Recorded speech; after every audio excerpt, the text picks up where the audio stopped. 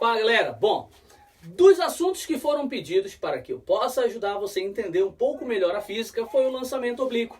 Então, no lançamento oblíquo, você vai fazer o corpo executar dois movimentos simultâneos.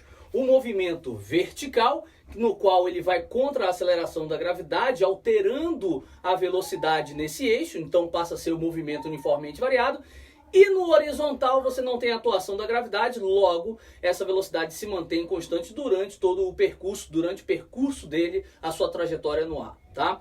Como a gente vai analisar essas velocidades? Bom, quando você lança um objeto de forma oblíqua, você faz a velocidade se decompor nos eixos x e y. Então eu vou ter uma componente da velocidade inicial no eixo y e uma componente da velocidade no eixo x.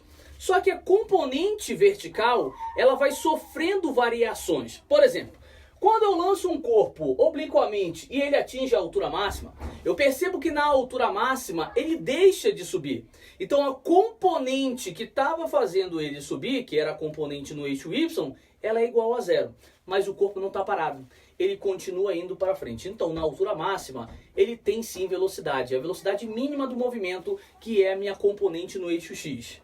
Tranquilo? Quais as equações, quais situações que a gente acaba trabalhando bastante na física na hora que a gente fala sobre lançamento oblíquo? São as componentes. A componente inicial no eixo y é dada por V0 seno de θ.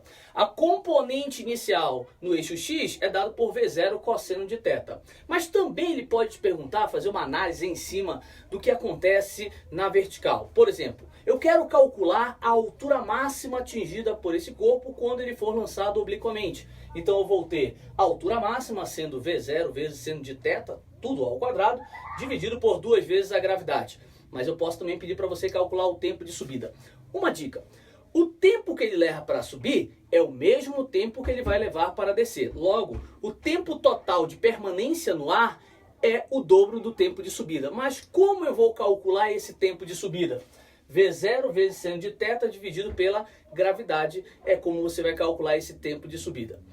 Numa análise na horizontal, você tem o alcance. E aí, para calcular esse alcance horizontal, eu vou ter velocidade inicial de lançamento ao quadrado vezes seno de 2θ dividido pela gravidade.